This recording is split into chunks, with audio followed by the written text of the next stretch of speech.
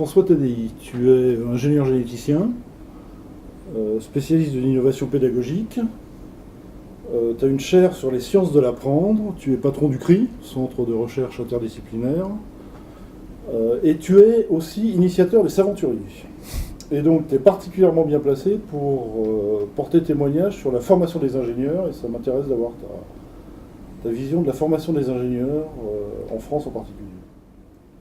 Je pense que les ingénieurs en France ont une place assez intéressante parce qu'ils ont la possibilité de développer à la fois des approches assez conceptuelles et théoriques avec tout un tas de corpus de modélisation qui est plutôt plus développé qu'ailleurs en moyenne. Et en même temps, la plupart du temps, ils savent aussi développer des approches très concrètes, très expérimentales, très proches de la réalité. Et je pense que cette double capacité est probablement une de leurs forces en général. Après, la question, c'est de savoir en quoi est-ce que cette formation s'adapte aux défis du XXIe siècle. Donc il y a un côté socle technologique de base important et capacité à raisonner multidisciplinaire et transdisciplinaire. Je pense qu'il y a un besoin d'abord de... Le monde devient toujours plus numérique et donc il y a toujours plus de données et donc il y a toujours plus besoin de capacités d'analyse mathématique de tous les phénomènes sous-jacents. Donc ça, c'est plutôt la formation de base de l'ingénieur français est généralement bonne et c'est pour ça qu'elle est assez prisée à l'international. Mais la question est, à l'heure où on a toujours plus de puissance de calcul dans nos poches, est-ce qu'on ne devrait pas apprendre à utiliser cette puissance de calcul plus dans les études? Et typiquement, les classes prépa ne mettent pas un très gros focus sur la capacité à s'ouvrir à des questions ouvertes. On est plus là pour préparer un concours que pour s'intéresser aux évolutions technologiques du monde. Oui, mais elle câble les circuits. Elle les câble certainement. La question, c'est est-ce qu'elle les câble de manière optimale par rapport à l'ensemble des défis. Donc, ce qui est sûr, c'est que ça a fonctionné par le passé. Est-ce que c'est toujours la meilleure manière de se former pour relever les défis de demain? On peut s'interroger. C'est pas la seule non plus. Souvent en école, il y a des travaux collectifs, il y a des travaux en projet. D'une manière générale, la formation dans les écoles me paraît beaucoup plus intéressante que la formation en classe prépa. De mon point de vue, si je compare les grands instituts de technologie type MIT, Stanford ou les équivalents chinois, PFL, etc., où quand il y a des épreuves de sélection, et elles sont fréquentes, elles ont lieu avant le début de la scolarité, enfin après le bac, disons. Typiquement, en France, si on passe 2 ou 3 ans à préparer un concours, on n'est pas en train de se confronter aux problèmes du monde. Et ça peut être un déficit qui est en partie rattrapé dans les écoles où il y a des pédagogies qui sont plus orientées sur des projets, des choses comme ça. Mais il peut y avoir un câblage, comme tu le disais, qui peut être surdéterminant par rapport à des capacités d'adaptation et de créativité qui peuvent être nécessaires. Et si on a par exemple contre-sélectionné des étudiants créatifs, ou si on a réduit leur capacité à l'être, j'ai vu des études, malheureusement en France on fait assez peu d'études là-dessus, mais en Chine il y a eu des études très intéressantes où ils ont montré que l'année de préparation du concours était une année de réduction de la capacité créative. Et donc il faut savoir que voilà, l'hyperbachotage n'est pas la meilleure manière de développer la créativité. Est-ce que ça veut dire qu'il vaut pas mieux avoir des écoles en 5 ans passées par les classes prépa, sachant que de toute façon, je crois que c'est 40% des diplômés master sortant de l'école d'ingénieur qui sont passés par les classes prépa. Donc ça veut dire qu'il y en a 60% qui ne sont pas passés par les classes prépa. On est bien d'accord. Et donc, ce qui serait intéressant à l'échelle française, c'est éventuellement de faire des études comparatives du devenir de ces différents ingénieurs qui sont passés par ces 2 types de filières. Est-ce que ça fait une vraie différence ou pas? Et si oui, dans quel sens? Ou est-ce qu'on a besoin des 2 types de profils, auquel cas on est peut-être très content d'avoir ces deux dispositifs. La seule chose que je retiens, c'est que quand je fais des comparaisons internationales, il n'y a pas l'équivalent des classes prépa dans le reste du monde. Le côté numérique. En quoi ça peut être un atout et quels sont les risques et les dangers à ne pas suivre l'utilisation d'outils numériques pour la pédagogie. On prend le Danemark. Au Danemark, depuis plusieurs années maintenant, le jour du bac et de tous les examens, on a accès à Internet. Parce que la question simple des Danois, c'est pourquoi est-ce que le seul jour de sa vie où on n'aurait pas accès à Internet, c'est le jour d'un examen. Où on est sélectionné et où ça va compter donc, pour quel type de capacité est-ce qu'on sélectionne et est-ce qu'on prépare vraiment à un monde où le numérique est partout ou pas donc ça, c'est une vraie question. Mais on s'est posé la question dans les générations précédentes sur faut-il ou pas avoir le droit à une calculette au bac. Donc c'est un problème récurrent, sauf que les technologies progressent à une vitesse qui, elle, est exponentielle. Nos pédagogies n'innovent pas à une vitesse équivalente. Et s'il y a un problème dans nos pédagogies, c'est typiquement qu'on fait très peu de R&D. Typiquement, quand on est ingénieur, on apprend à faire de la R&D. Mais combien d'écoles d'ingénieurs font de la R&D sur leur propre pédagogie? Je crois que le budget public pour tout ce qui est éducation, ça doit être quelque chose comme 147 milliards d'euros, je crois. Le budget de la recherche sur la pédagogie, tu es bien placé pour savoir qu'il est, il est infini. Pas du tout en proportion du budget recherche par rapport au budget de l'État. Il est certainement pas les 2 ou 3% qu'il est en moyenne, et encore moins des jusqu'à 10 et 15% qu'on peut avoir dans le monde de la technologie. Donc typiquement, la capacité publique et privée d'ailleurs d'investissement dans la R&D sur ces sujets n'est pas du tout à la hauteur des enjeux, non seulement pour la formation initiale, mais aussi pour la formation tout au long de la vie. Et on nous annonce que 10 à 50% des métiers vont soit disparaître, soit être profondément transformés par l'intelligence artificielle et la robotique. Et on n'est pas du tout en train de se préparer et de préparer les jeunes et les moins jeunes à ces transformations qui vont nous amener à repenser beaucoup de choses.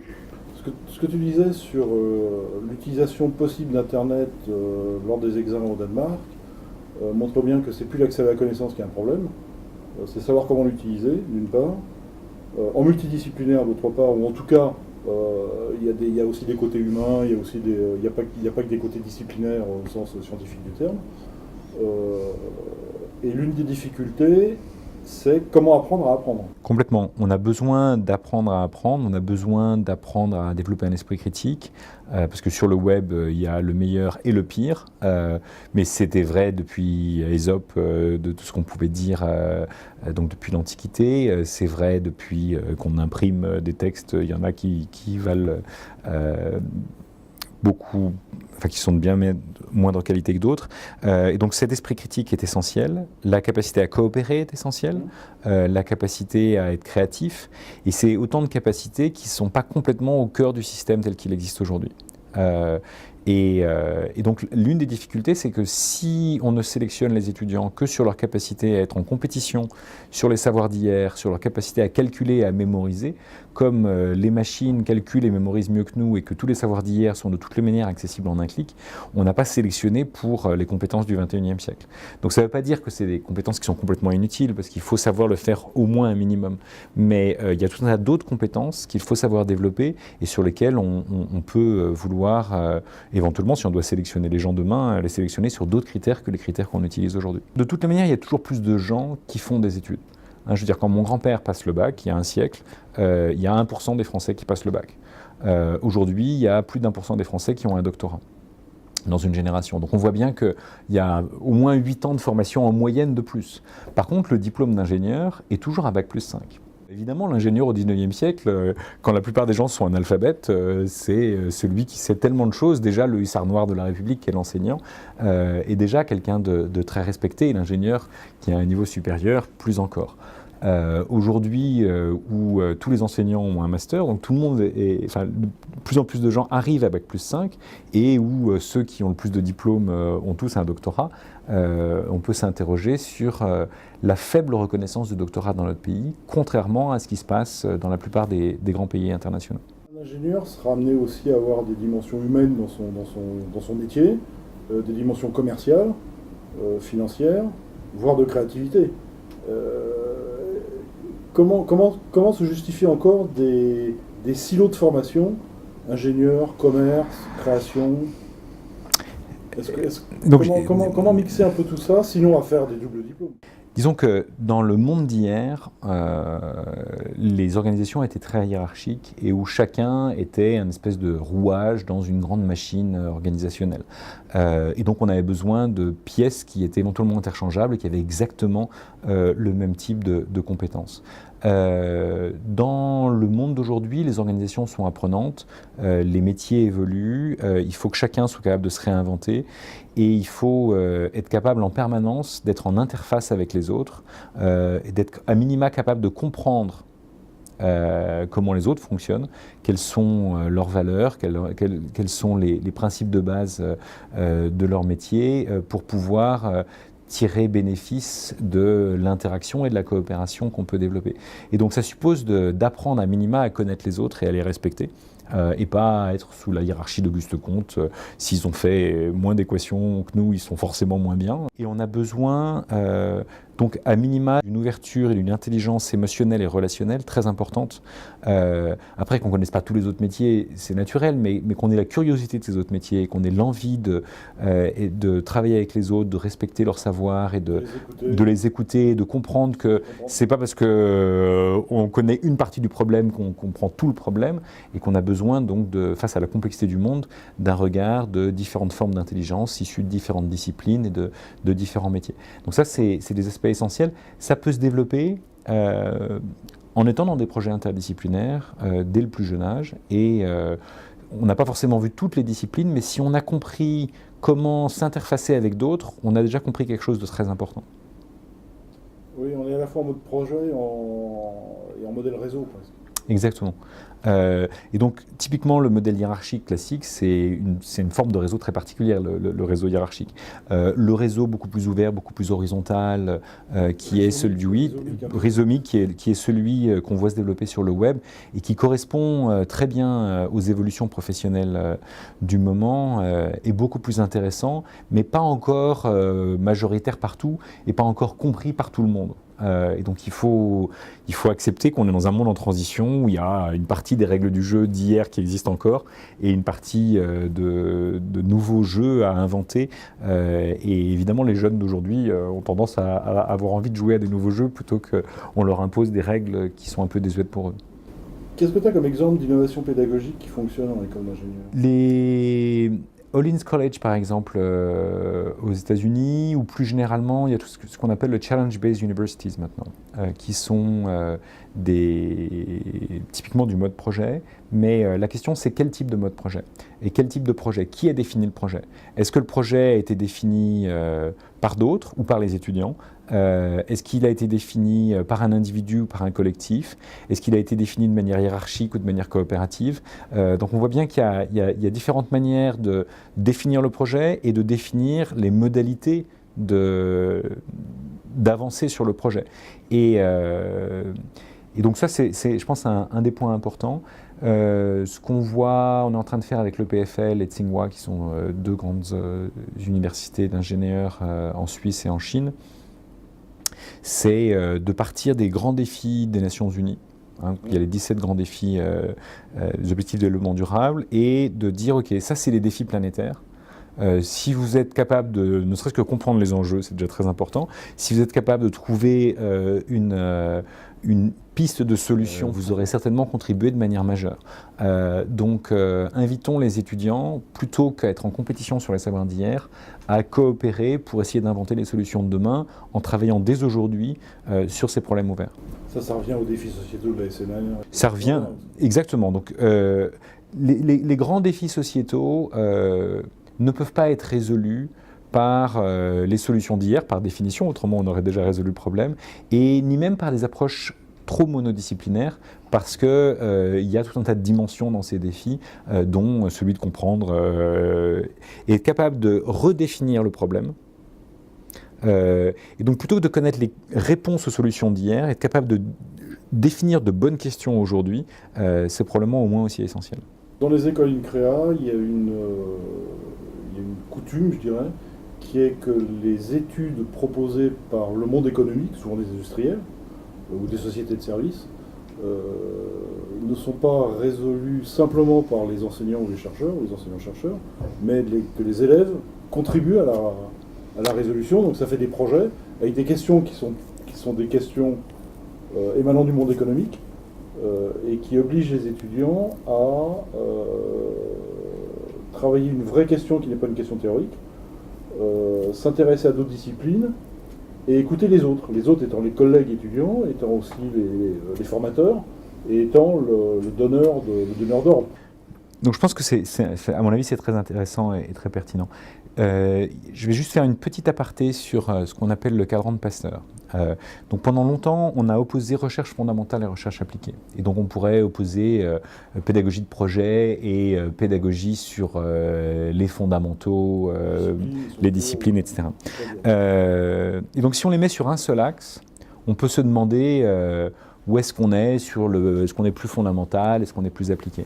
En fait, ce que les sociologues des sciences ont montré, c'est qu'il est plus pertinent de penser un tableau dans lequel il y a deux axes différents. Il y a un axe fondamental et un axe appliqué. Et puis, il y a de la qualité. On peut faire des choses appliquées de qualité ou pas. Et on peut faire des choses fondamentales de qualité ou pas. Et donc ça s'appelle le cadran de Pasteur parce que Edison, par exemple, c'est quelqu'un qui a fait des choses appliquées de grande qualité, mais d'un point de vue fondamental, c'est pas passionnant. Schrödinger, c'est typiquement quelqu'un qui a fait des choses fondamentales, mais d'un point de vue immédiatement appliqué, c'est pas lui qui a le plus contribué. Pasteur, d'après les historiens des sciences américains, est l'archétype de celui qui a fait des choses très fondamentales et très appliquées.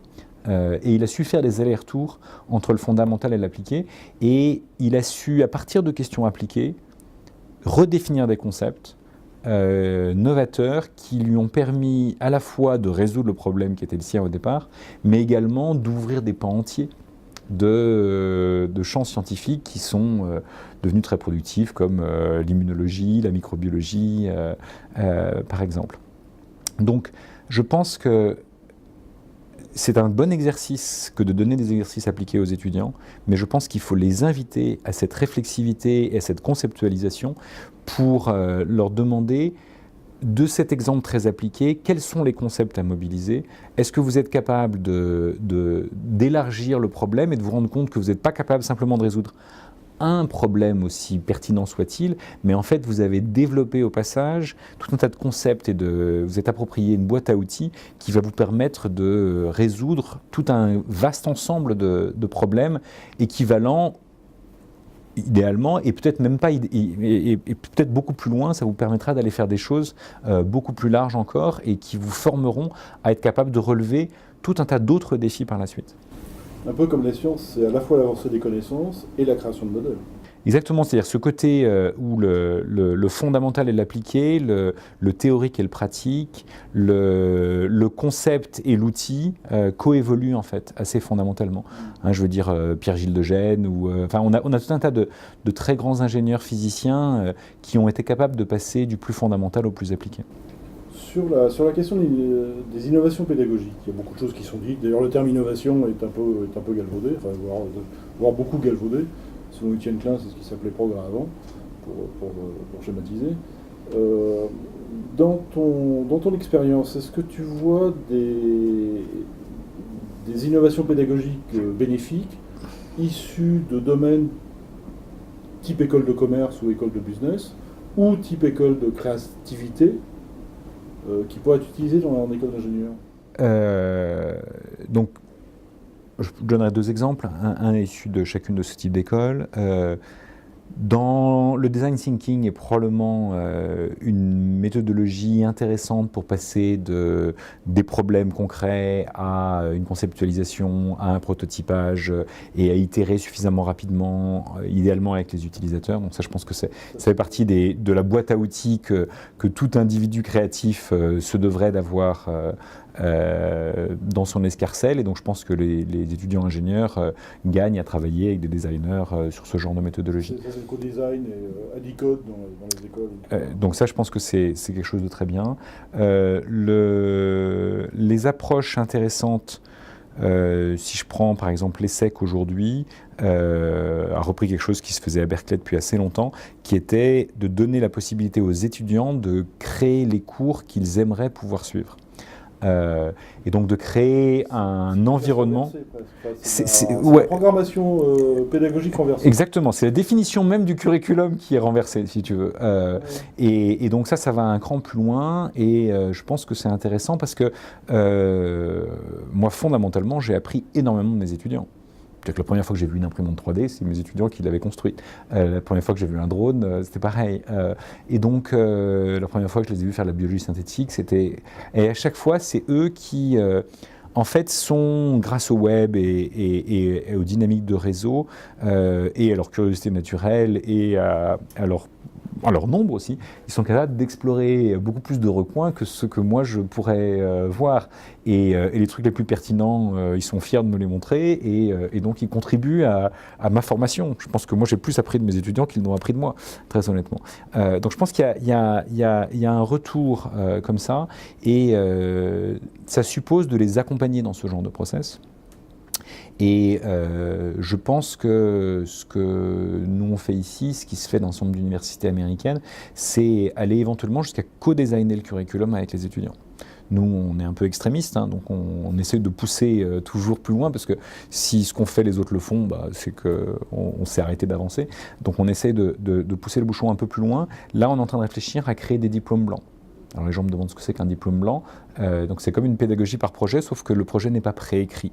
Et c'est les étudiants qui vont définir le projet et qui vont dire, mais pour ce projet, je vais avoir besoin de tel et tel savoir fondamentaux. Donc je vais éventuellement prendre des cours dans les différentes universités partenaires, je vais éventuellement prendre des MOOC, je vais éventuellement faire des stages, et ils vont bénéficier d'un mentor qui va leur dire, ah non, mais le stage à cet endroit-là, à mon avis, c'est pas le bon environnement vu ce que tu me dis, et ce cours-là, il est bien, mais peut-être que celui-là serait encore plus pertinent. Si tu as aimé ça, tu devrais peut-être aller plus loin dans cette direction.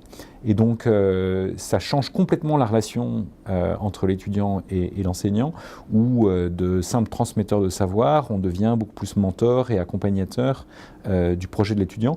Et c'est assez fondamentalement revenir à ce que Humboldt voulait il y a 200 ans, hein, je veux dire le fondateur des universités modernes. Il n'y a pas un sachant et des apprenants. Non, il y a un réseau avec des gens qui savent plus de choses sur certains sujets. Mais il y a plein d'autres sujets sur lesquels des pairs ou des étudiants ou des experts en dehors de l'université ou de l'école en savent beaucoup plus. La CTI est d'accord avec ça ? Alors nous, on ne dit pas des diplômes d'ingénieurs, mais et moi j'arrive à convaincre les universités typiquement sur ce genre de sujet, j'arrive à convaincre le ministère. Je pense qu'on pourrait convaincre la commission du titre de l'ingénieur. En particulier, l'idée de base, c'est de leur montrer que une partie de leurs meilleurs étudiants deviennent éventuellement décrocheurs pour pouvoir créer une start-up. Et donc là, l'idée, c'est de dire non, tu veux créer ta start-up, on t'accompagne. Plutôt de t'imposer de prendre un cours qui ne correspond pas à ton projet, si tu développes vraiment ta start-up, tu vas apprendre tout un tas de choses qui, à notre avis, sont aussi pertinentes. Et donc ne pas donner ce titre d'ingénieur à des étudiants qui auraient envie de faire quelque chose d'assez extraordinaire, c'est, je pense, une erreur. Et donc, moi, je ne suis pas tellement inquiet pour nos étudiants et sur notre capacité à les diplômer. Je suis plus inquiet pour nos institutions. C'est-à-dire que si nos institutions ne sont pas capables de faire de la place à ce genre d'étudiants, je suis inquiet pour nos institutions. Par contre, celles qui savent bénéficier de la créativité de ces étudiants, et encore une fois, je n'imposerai pas ça à tout le monde, mais je pense qu'il faut le proposer à ceux pour lesquels ça correspond à un besoin personnel. C'est comme les prépas par rapport c'est exactement le même genre. Aux filières expertise dès le post-bac. Donc ça veut dire aussi que, enfin, ça montre aussi l'intérêt des concours pour les étudiants, des concours de, je sais pas, la voiture qui... Parce qu'en fait, on est dans une société de la connaissance, mais on a toujours besoin de reconnaissance. Et donc la question, c'est quel type de reconnaissance est associé à la connaissance que tu as produite ou que tu as acquis. Donc le diplôme, le brevet sont les formes et la publication scientifique sont trois des grandes formes de reconnaissance du XXe siècle. Au XXIe siècle, il y a progressivement d'autres formes de reconnaissance. Et donc il peut y avoir des formes de reconnaissance de type j'ai gagné un concours, il peut y avoir des formes de reconnaissance du type j'ai codé ça, je l'ai mis sur GitHub, il y a plein de gens qui s'en sont servis, ça peut être sur Math Overflow, j'ai tel niveau de réputation, et on voit bien aujourd'hui, j'ai créé un blog, et j'ai fait une vidéo qui est devenue virale, j'ai créé un prototype qui s'est déjà vendu. tout ça, c'est différentes formes de reconnaissance. Et je pense qu'on a besoin de s'ouvrir à ces différentes formes de reconnaissance.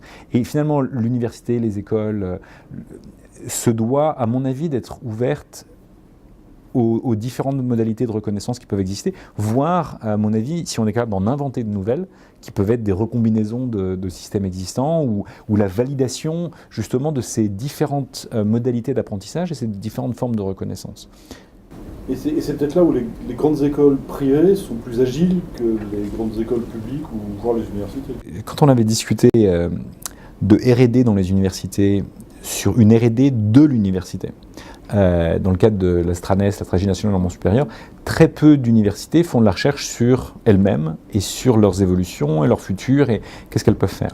Et quand on avait discuté avec les acteurs lillois, on s'était rendu compte que dans un monde privé, on se doit d'être attractif et donc on se doit de faire quelque chose. Et donc l'une des incitations à la R&D, c'est le besoin d'attractivité. Et si on a moins besoin d'attractivité parce qu'on a une attractivité historique, parce qu'on a un diplôme qui existe depuis 200 ans et qui fait autorité sur la place de Paris depuis longtemps, on a peut-être moins besoin d'innover. Si on est un nouvel entrant, typiquement 42, ils ont besoin d'être hyper innovants, c'est la seule manière dont ils peuvent attirer autant d'étudiants. D'accord.